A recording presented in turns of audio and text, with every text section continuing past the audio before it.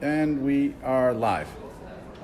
Fred, tell us about this armrest from the lunar module from Apollo 13, which is probably about the only piece of it still on Earth.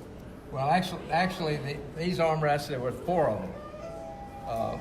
There were one on each side of the main controls. You had a translation controller, and you had a hand controller. I don't see any of those here. An armrest would allow you to have your hands steady while you were manipulating the controls. And there was a way you can see this. These slid off. These armrests could slide off at the bottom there, the way they were hooked in. You pulled a pin. And before we left the limb, I removed all four of these and from the lunar module. And I pulled all the netting out. The inner walls of the lunar module were netting material. We couldn't afford the weight of a wall. So there was netting, and you could look through and see all the wiring, all the plumbing lines. And so I pulled that out, and we used that to cut up in little 1-inch squares we got back with a silk screen Apollo 13 patch that wasn't flown. But we glued that on, and three of us signed it. We gave that to workers. How did you get the armrest off? The armrest, I had to, just with the back of my fist, I pounded to get them slid off. So it took a little pounding.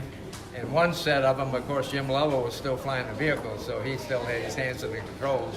And I had to ask him to get his hands off a minute while I pounded them off to retrieve them. So we had a longer list of what we were going to bring back. Had we not been using the limb right up to the 11th hour.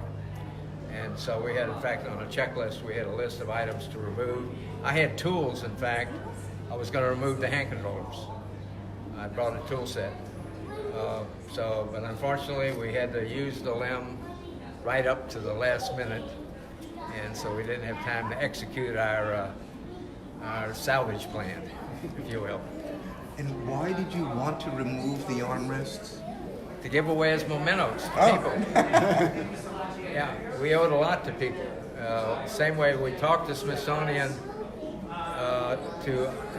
normally they wouldn't have done that, but for our case, they gave us the Armalon material that was on the couch, thin couch material on all three couches in the command module. Mm-hmm. And we did a similar thing of cutting up that into little 1-inch squares that went on little plaques that had our emblem and our three signatures. And that went to people more involved with the command module side of the world, not just the prime contractor, but some of the subcontractors.